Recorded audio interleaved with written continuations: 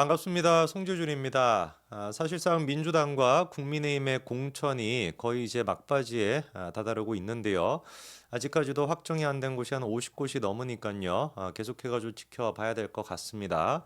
근데 한 가지 확실한 거는 국민의힘 같은 경우는 이 공천 자체가 뭐 처음부터 지금까지 쭉 봤었을 때 딱히 그렇게 잡음이라는 게 느껴지지 않죠. 뭐 현역 비율을 뭐 얼마나 교체했냐 뭐냐 뭐 그런 식으로 따져드는 거는 제가 보기에 그냥 말장난 아니면 그냥 뭐 딴지 걸기밖에 안 되는 거고요. 지금까지 모든 총선에서 각각의 정당의 현역 교체 비율을 생각해 봤었을 때 그거랑 비교해 본다면은 국민의힘이 결코 낮은 수치가 아닙니다.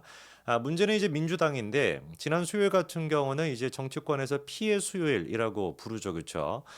정말 그래가지고 뭐라고 할까요? 비명 횡사 수준도 아니고 비명 학살이라고 하는 말이 맞을 만큼 완벽하게 끝까지 진짜 비명계들을 전부 다 쳐내는 그런 모습을 보여줬습니다. 박용진 같은 경우도 뭐 결선에 간다라고 하는데 이게 지금 하위 10%에 들어가 가지고 최대 이제 30%까지 감점이 되지 않습니까? 그게 이제 기가 막힌 게 민주당 인간들 진짜 잔인합니다. 결선에 가서도 정봉주 상대를 할 때도 똑같이 그게 적용이 된다라는 거예요. 그래가지고 지금 60% 정도를 뭐 득표를 해야 그래야지 뭐 승산이 있다라고 하는데 이 말이 됩니까? 진짜 민주당 인간들 하는 꼬라지 보고 있으면 이렇게까지 공천을 망쳐 먹는데 지지율이 나오고 있다라는 것도 기가 막히죠. 그 지지하는 사람들도 정신 상태를 우리가 분석해 봐야 될 것 같아요. 그래서 박용진 같은 경우도 결국에 커트가 될 것 같고 뭐 우리 입장에서 이렇게 공천이 뭐 파열음이 나오면 나올수록 좋은 거니까 오늘 근데 저희가 눈여겨봐야 되는 사람은 보수의 여전사 3명이 아닙니다. 민주당의 여전사 3명에 대한 얘기인데 뭐 전현희 같은 경우는 사실상 제가 보기에 탈락이 거의 뭐 탈락하지 않을까라는 생각이 듭니다. 뭐 그렇게 막 경쟁력이 없는 사람이고 애당초 뭐 전현희 같은 경우도 비례를 꿈꾸지 않았을까 싶은데 괜히 뭐 잘못 걸려가지고 지금 뭐 골로 가고 있는 그런 모양새인 것 같고 우리가 주목해봐야 되는 게 이현주랑 추미애죠, 그렇죠? 이현주 같은 경우는 이제 결국에 승리를 했습니다. 근데 뭐 예상이 되기는 됐어요. 용인정에서 이현주가 용인정이라 뭐 딱히 뭐 연고는 없겠습니다만 워낙에 이제 이재명을 위해 가지고 미친 척을 많이 했으니까 물론 우리가 잊으면 안 됩니다. 개딸들은 이게 뭐 단기 기억 상실증이 있는 것인지 아니면 이게 뭐 좀 요게 딸려서 그런지 뭔지는 모르겠지만 연산군이라고 하는 비유를 제일 먼저 만들어낸 게 이현주예요. 그러니까 서른 의원이 이번에 이제 그 이재명을 갖다가 연산군에 비유해가지고 막 논란이 되지 않았습니까? 중진으로서는 어떻게 그럴 수 있냐, 뭐 별 생쇼를 다 했는데 애당초 그거에 대한 저작권은 이현주가 가지고 있습니다.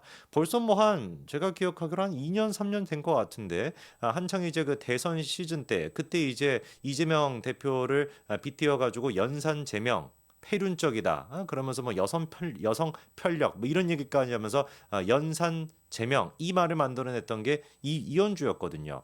그 이현주가 결국에 이제 그 공천이 됐는데 글쎄요 뭐 아직까지는 제가 보기에 물론 이제 그 이현욱 같은 경우는 일반적인 대중성이나 인지도는 딸리는 게 맞죠. 왜냐하면 이현욱 같은 경우는 GH 경기주택공사 사장을 했었는데 이 사람이 원래 그 리틀 이재명이라고 불렸던 사람입니다. 이재명의 최측근인 사람이에요. 그래서 여러분 그 기억하시는 그 이재명 김혜경 씨 옆집 그 왜 초밥 10인분 뭐 이런 거 있지 않았습니까? 그게 이제 경기주택공사 합숙소로 쓰인 거 아니냐라고 하는 논란이 있었는데 경찰 수사 결과에는 이제 이게 불송치로 끝났어요. 혐의가 없다라고. 근데 여러분들 지금 이재명 대표를 둘러싼 범죄 혐의 중에서 경찰이 수사를 하고 검찰이 뒤집은 케이스가 꽤 있다라는 거 알고 계실 겁니다. 저는 그래서 사실 옆집에 경기 주택 그 합숙소로 쓰였을 가능성이 저는 높다고 봐요. 왜냐면 그게 아니고서야 김혜경 씨가 무슨 뭐 초밥 12분이 됐거나 뭐 소고기가 됐거나 뭐 혼자만 다쳐 먹는 것도 아닐 텐데 그럼 뭐 어떻게 하겠습니까? 그거 뭐 받아가지고 음식물 쓰레기를 바로 버리겠습니까? 그래서 그 심부름에 쓰던 배소연 씨조차도 기생충이 있는 것인지 아니면 무슨 뭐 남자친구라도 있는 거 아닌지 그런 얘기까지 하지 않았습니까? 저는 그래서 아주 높은 확률로 검찰이 나중에 이거를 재수사하게 된다면은 새로운 국면이 열릴 수 있다라고 보는데 어쨌거나 그때 당시 논란이 있었던 이현욱을 갖다가 누가 꺾었습니까? 이현주가 꺾었습니다. 그런데 과연 이현욱이가 가만히 있을까? 제가 보기엔 가만히 있지 않을 것 같거든요. 눈에 띄는 게 일단 한 가지 있습니다. 김용 여러분 아시죠? 그렇죠? 김용 구속되어 있습니다. 근데 그 구속되어 있는 김용이 옥중 편지까지 썼어요. 옥중 편지까지 써가지고 누구를 밀어달라라고 하소연을 했냐?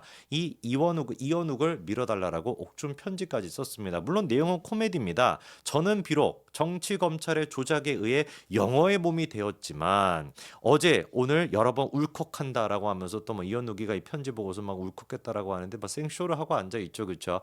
중요한 포인트는 뭐겠어요? 김용도 그렇고 이현욱도 그렇고 이재명의 범죄 혐의와 아주 직접적으로 연관이 되어 있는 사람들이다라고 하는 겁니다. 그렇죠? 경기주택공사 그 문제에 대해서도 이현욱이와 연관이 되어 있고 김용 같은 이미 구속이 되어 있으니까.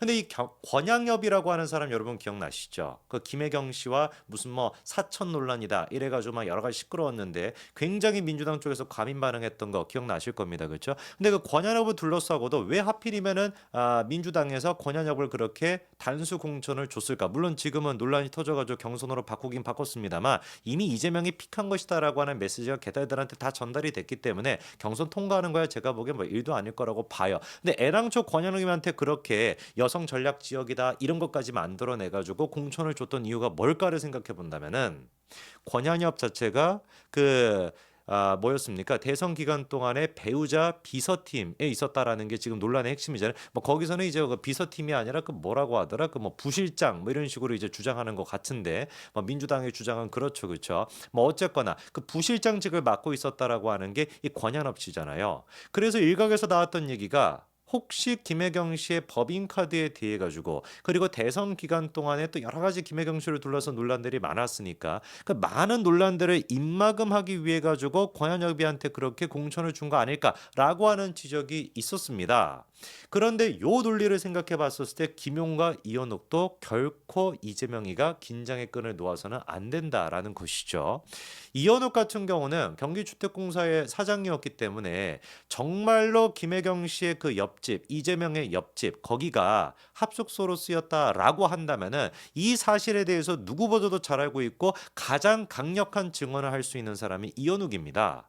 이재명 옆에서 진짜 수십 년 동안 한 10년 넘게 보필을 했습니다. 그래가지고 리틀 이재명이라는 별명까지 있었어요. 그런데 갑자기 듣도 보도 못했던 민주당 입장에서는 들어보기도 했고 뭐 보기도 하긴 했겠다. 근데 이제 민주당 입장에서 진짜 기가 막힌 여자인 이현주가 등장을 해가지고 자기를 커트를 시킨 거를 과연 이현욱이가 받아들일 수 있을까요? 제가 보기엔 그냥 지나가지 않을 거라고 봅니다. 저는 개인적으로 기대가 좀 돼요.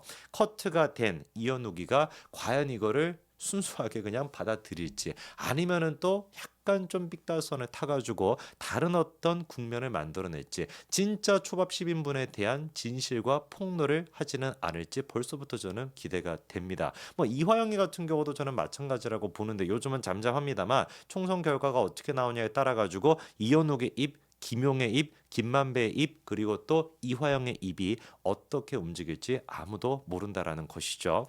이현주 같은 경우도 뭐 지금은 뭐 이현욱을 이겼다라 그래가지고 막 신나 있을 수는 있겠습니다만 경선을 이겼다라는 것뿐이지 총선을 이겼다라는 건 아닙니다. 물론 이제 뭐 용인 같은 경우는 민주당 입장에서는 좀 해볼 만하다. 충분히 험지는커녕 오히려 자기들한테 유리한 지역이다라고 생각할 것 같은데 또 모릅니다. 용인 분들이 이번에 한동훈 위원장이 왔었을 때 얼마나 열광을 했는지를 생각해 본다면은 이현주 같은 경우도 안도하기는 이르죠, 그렇죠?